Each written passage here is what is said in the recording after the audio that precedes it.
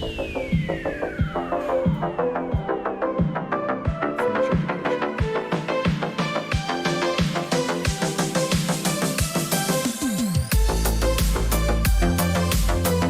All these times it's gonna cut my arm here.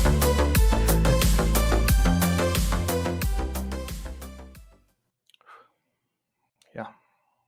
Gosh. Welcome to the LightTwist Show, where we spotlight the most exciting builders and creators in virtual production, computer vision, and spatial computing. I'm Vikas Reddy, founder of LightTwist. And I'm Phil Nelson, the co-host with the co-most, the second banana, who is second to none. And our guest this week is Brad Turcotte, also known as Brad Sucks, an old friend of mine from the indie web and our first ever musical guest. Isn't that right, Vikas? Yes, indeed. We're super excited to have Brad be our first ever musical guest on the show. We assure you it will not suck, despite his moniker that he uses across all of social media. But just first, we got to. the standard questions. That's right. Welcome to the show. Hey, thanks for having me. We're super pretty excited about swanky. this. Yeah. It's do you like our digs here? Yes, gorgeous, beautiful. So before we get into some topics here, we love to do some rapid fire questions just to get to know our guests, and we always do a standard replicant check because you can never be too careful these days. I'm gonna go with what is on your desk right now. What do we got on my desk? We got an iPad. We got half-finished glass of Coke Zero. Some monitor cleaner. The champagne of zero-calorie sodas. Yes. Yeah. It's actually pretty tidy right now because I just got a standing desk. So, Nice. If that proves that I'm not a replicant. Not yet. Well, not yet. Yeah. So what was the last TV show you watched? Curb Your Enthusiasm. Oh, nice. What was your first job? I worked at Radio Shack way back in the old days. I helped train salesmen about computers when I was a teenager. Oh man, Dang. Teaching salesmen how to computer. Yeah, and got paid under the table because I was too young. Ooh, Oh man, I hope the the Radio statute Shack of did that? limitations has expired on that one. Was it a franchise or was it just local, or just like Radio Shack was a franchise. I don't know if it was was that Canadian or was it? They sold Tandy computers back then. Yeah, definitely. yeah. Okay, that's pretty dope. State of the art EGA. All right, so Brad, if you were a cyborg, what is your optimal human to machine ratio? As a percentage. How many humans would I kill versus machines? Yeah. No, more like let's say if you were oh, I see. My internal how much of your body would you switch over to what percentage of your body would you switch over to being I'd look at how good the technology was probably and make an educated decision, but basically pretty much all the flesh has to go. Like if I don't know where my brain and soul are there, maybe try and preserve those, but pretty much do it all. Replace it all with metal. I like that you said maybe on preserving your soul, which is it's an interesting interesting choice. Yeah, I don't know. I mean, we'll see. Maybe we'll have some preservation. Preserve Santa Claus and the Easter Bunny too. Yeah. Yes. All right. Let's go with invisibility or power of flight. Oh man, I just had a lengthy discussion about this the other day because I'm so cool. I used to be camp invisibility. I don't know. I'm gonna go invisibility still. Flight is super cool. Yeah, I'm gonna go invisibility. Sure. All right. And then is a hot dog a sandwich? I'm gonna say no, but it probably is. I don't agree with myself on most things. Onto the standard replicant check here. So you're in a desert walking along in the sand when all of a sudden you look down and see a tortoise. It's crawling towards you. You reach down and flip the tortoise over on its back. The tortoise lays on its back, its belly baking in the hot sun, beating its legs, trying to turn itself over. But it can't, not without your help. But you're not helping. Why is that, Brad? Oh, because I'm either, I guess I'm a replicant or I'm psychotic or I wasn't, I don't know, just a mean guy, I guess. mean to tortoises. That's awful. Your That's a anti-tortoise very agenda human. has been quite clear for some time now. It's a very Yes. human answer, though. I feel like that's a pass. Yeah. I feel Yeah, I think that, that would be really easy for AI to nail, I believe. yeah. Answering that I think at this question. point, yeah, I mean I'm pretty sure we're past the Turing test, but I think we'll give you a The pass here tortoise for now. test. The Tortoise tortoise test. So we'll give you a pass Oh, here. sweet. Yeah, let's go. Yeah. Let's talk a little bit about the next phase here, Bill. Yeah, we'll talk a little bit about Brad's history of independently releasing his own music under really permissive licenses, such that sometimes his music gets used in TV shows and independent films, and he doesn't even hear about it until they come out. Yeah. Yeah, that totally. That's a very weird side effect of what I did 20 years ago. First of all, Brad, why don't you introduce yourself to the people here? We kind of glossed over what you do, but why don't you tell us who you are? Oh, hey, I'm Brad. I have a band called Brad Sucks, which is mostly just me. So just like a recording artist type thing. I started on the internet long ago before iTunes existed, before YouTube existed, I think. And so it was in the heady days of MP3 file sharing, and I thought this is cool because I have no contacts with the record company, no chance of ever getting a deal or anything. So I just thought, oh, all I have to do is make these little MP3 files and then try to share them around online, and then I could be, a moderately successful musician. And then I've kind of kept at it. Got like and all 4 your problems records. would be solved, etc. Yes. Yeah, I really didn't plan it out, but yeah, so like early adopter of internet music stuff. How did you get into music production and music in the first place? Like, what was your first experiences like? Well, I was interested in music as a kid, and I took some guitar lessons, but didn't really stick with them. But then once I got a computer, I was pretty interested in whatever you could do with it musically at the time. So back then it was there were things called trackers. So Scream Tracker, Impulse Tracker. It was basically just like it was like filling out an Excel spreadsheet with like sample triggers and stuff. Punching in those chads. Punching out those chads. Yeah, exactly. I got really into that, and then technology gradually got better and better. So then it was a whole thing of trying to get, the sequence things that I was doing, try to get my guitar in there and my voice in there, and that was a long battle as digital technology got usable. What when was that? That was like around. That would have been in like late '90s or so.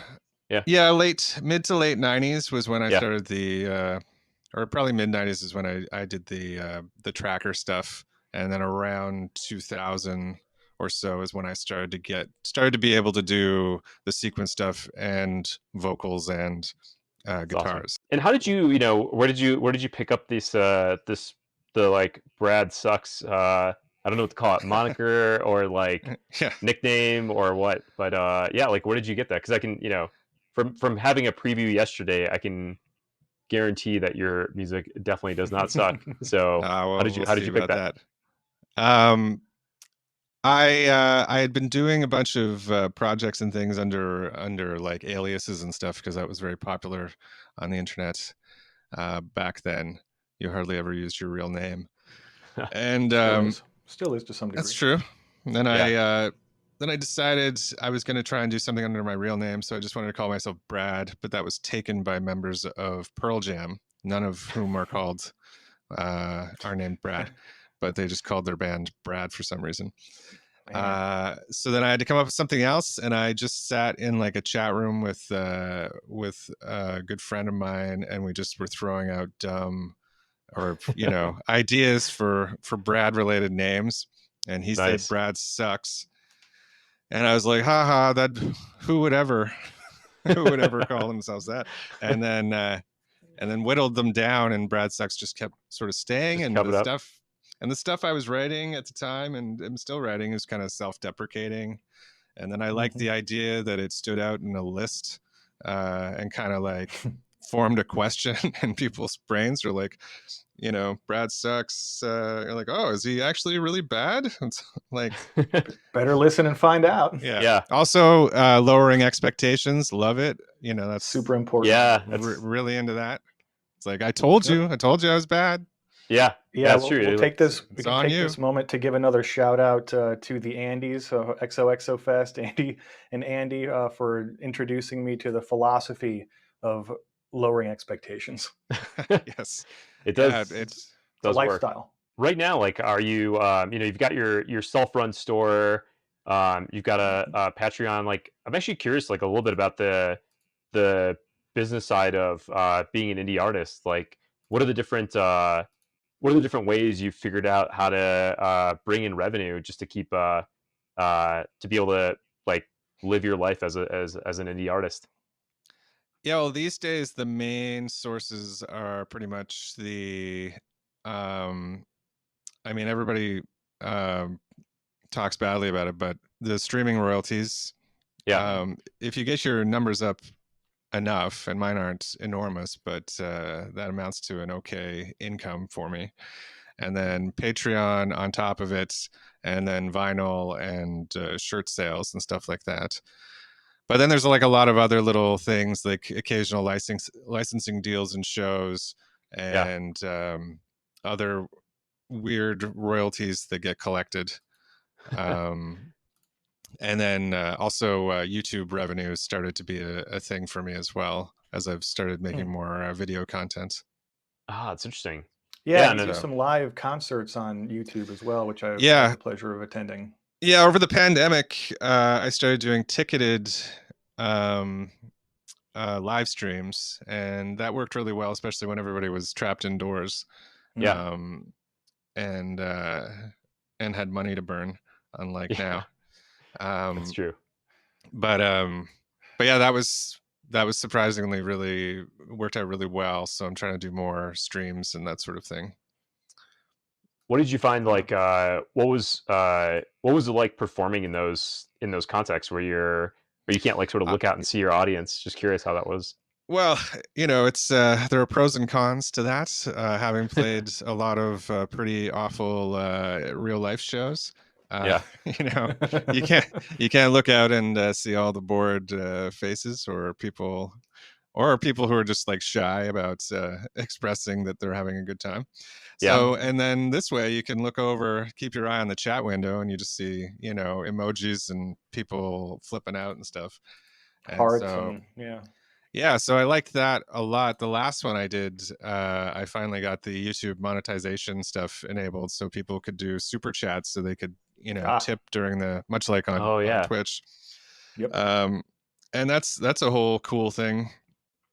And then I loved, yeah, not to sound like too much of a shut-in, which I am, but like, man, to just have all my gear set up here, a sound check the night before, leave everything in place, Yeah.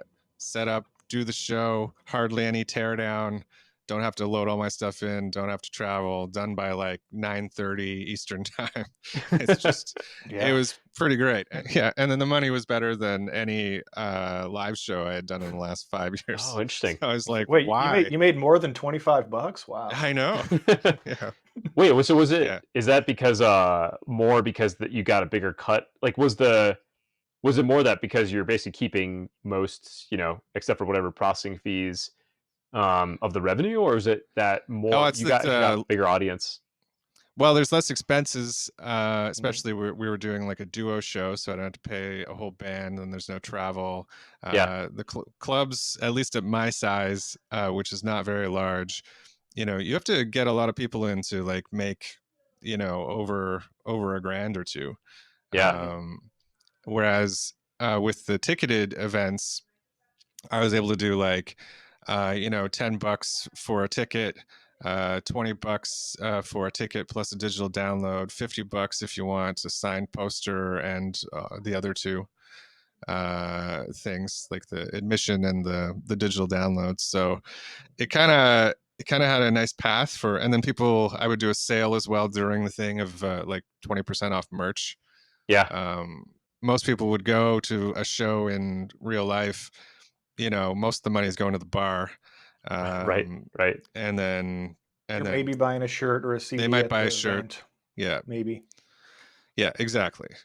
I mean, I'm sure a band that had a bigger following than me would do better at the real life shows, but just for the size of artist and audience and how spread out my audience is too. Like in my Yeah. own It's not like town, I'm not necessarily packing huge rooms, but I have big fan bases in places I'll possibly never go to. that's an interesting point, which is like if you're not like mainstream band that has like huge following in each major city, but you've got like that long tail, which like I guess historically you would basically would be never be able to make enough money off of it. Yeah, You could do it. Yeah, a virtual show lets you get that like it lets you hit that audience without having to travel to like every possible city Yeah. and just get like yeah like yeah, if within each individual city you only get like a couple right, hundred people, but you're in yeah, aggregate you got like hundreds of thousands of fans. That's really interesting. yeah. Yeah, I mean, common feedback in the chat is people saying, that they never expected they'd ever get to see me live, type of thing, Yeah, yeah. which is a fair expectation. But so yeah, it was a neat way to do it, and I had really hemmed and hawed about it before the pandemic, and the pandemic really made me try and do it. So I was, yeah, so that's been a pretty good experience.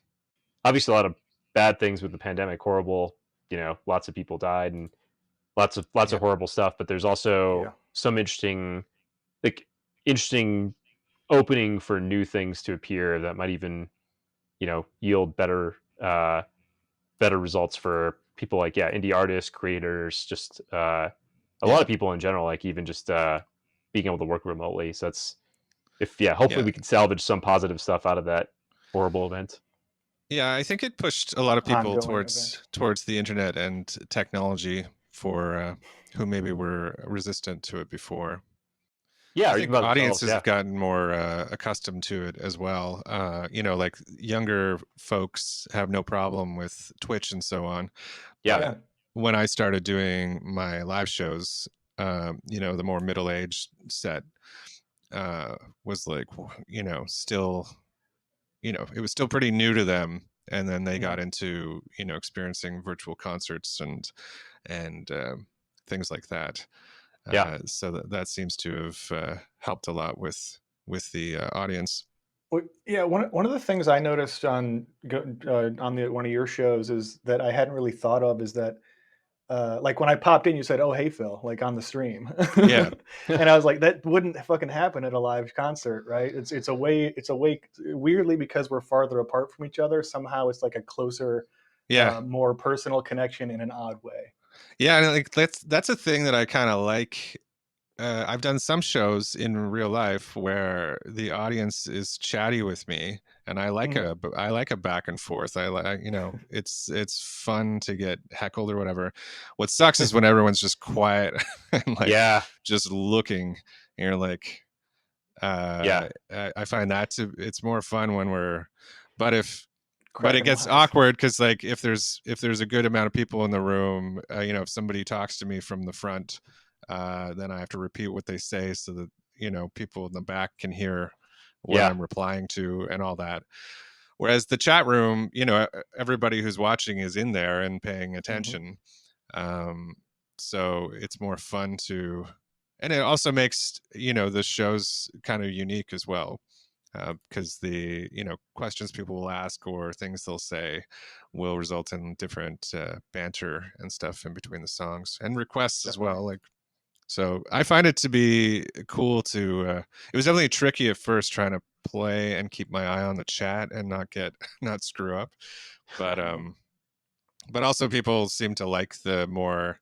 I think that's the thing too. Is when I started, I was like, "Ooh, it has to be perfect, like You a got to be super perfect concert professional. Yeah. Like, yeah. video." And then I watched lots of younger folks on Twitch, and I was like, "Oh, it's more of a hangout thing. Like it's cool if they want the songs to be decent and stuff, but it's Yeah. really about the intimacy of them being present with you." Yeah. Hmm. Exactly. That's That's a good way to say it. Well, maybe one last question, then we should get over to the musical Yeah. performance. But yeah, what has changed the most about putting out your music today versus 10 years ago? Or even I 20, because you've been doing it for that long Yeah, too. that's yeah. true. Well, I mean, 20. It was. I mean, I don't think I was necessarily first, but I was in the top. You know, the first wave of people throwing their music online. So Yeah. there was just a. I mean, you could get like, hey, there's a new MP3 online. Let's all go Mhm. check it out. Everybody would, you know. Whereas now it's just with home recording becoming so prevalent, and you can do so much yourself, and it's easier to get digitally distributed than ever. So there's just a lot more musicians and a lot more music. The amount of content coming out, so it's more Mhm. difficult or different to stand out than it was. I think that's the big. It's less back when I started. I think one of the big problems was, how do I make a professional sounding song? That was really Yeah. tricky without, a state of the art recording studio, without a producer, without all that stuff. Yeah. Without Just spending a bunch of money. yeah, Yeah. exactly. I'm a broke 18-year-old. I gotta, make this work. And so that was the really hard part back then. But now it's fairly trivial to put together a professional sounding song. Um, but the hard part is the marketing of it and standing out Mhm. from Yeah, everybody the else. crowd and attracting fans when everybody has so much to pay attention to. Yeah. And the free tools have even gotten so crazy Yeah. good compared to what they were even just a decade ago. It's Yeah. never been easier to make really good sounding stuff in a really short amount of time with basically spending $0. Yeah. And not to mention it's competitive with other mediums as well. I mean, Mhm. there wasn't really podcasting didn't exist when I started. So when Right. people throw on their headphones, whether they're, you used to always assume they were probably listening to music. Yeah. But now that's not a given at all. I mean, most of the time I have headphones on, I'm listening to a podcast or something. Yeah. Sure. Yeah. Yeah, That's you were one of the first musicians that I can remember releasing stuff under Creative Commons that like it sounded like real music, not just some experimental, kind of Yeah, funky yeah. stuff, which I love. Don't get me wrong, I love weird experimental music, Yeah. but you're much more pop sensibility than a lot of that stuff that was out at the time, and so it's really awesome that you're keeping at it. Yeah, I was shameless about that. It's Mhm. like I don't want to just be indie weird music. I want it yeah. to sound. I want people to actually want to listen to it. I also thought like the whole thing was file sharing Mhm. back then, so I was like, it has to be spreadable. So, and I love pop music, so I was like, the whole point is to make catchy songs so that they'll spread on their own, Yeah. or to hopefully make catchy songs, and then people will trade them, and then I don't know, then profit question mark. Step Question mark, 3, question profit. mark, profit. Yeah. Yeah. Speaking of Brad's music, he'll be playing one of his oldest hits, Making Me Nervous, which you've probably heard. If you haven't, you're going to today. The most recent album you can get this on is the compilation disc Better Than Nothing, which came out, I believe, 2016 or so. You can find that on bradsucks.net on his creator run store.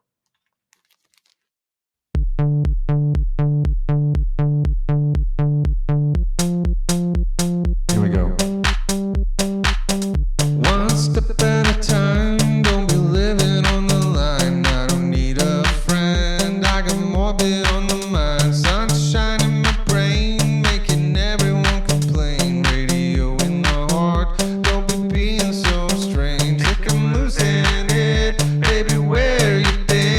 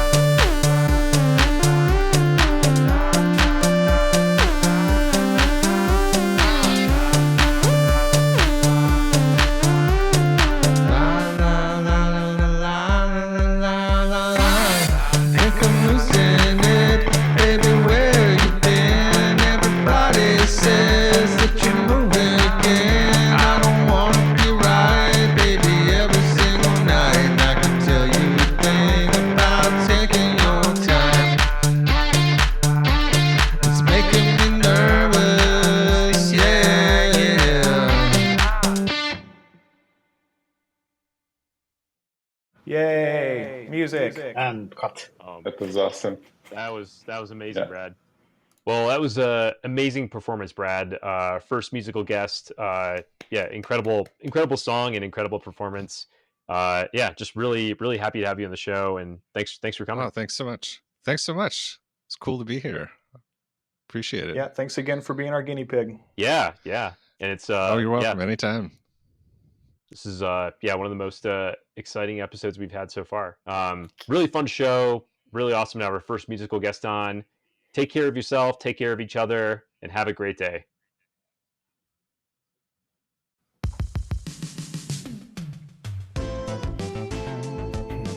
Man, this was awesome, Brad. Thanks again for coming on here. Oh, thanks for having me. It was really cool to check this out and see how it all works. Did you? The sausage is made. Did I hear that it's Unreal Engine? Yeah, we're using Unreal Engine. Yeah, so it's cool. So we're still working on a bunch of stuff here. Actually, that was one thing I was going to say is if you want to do, we would love to do like a music video.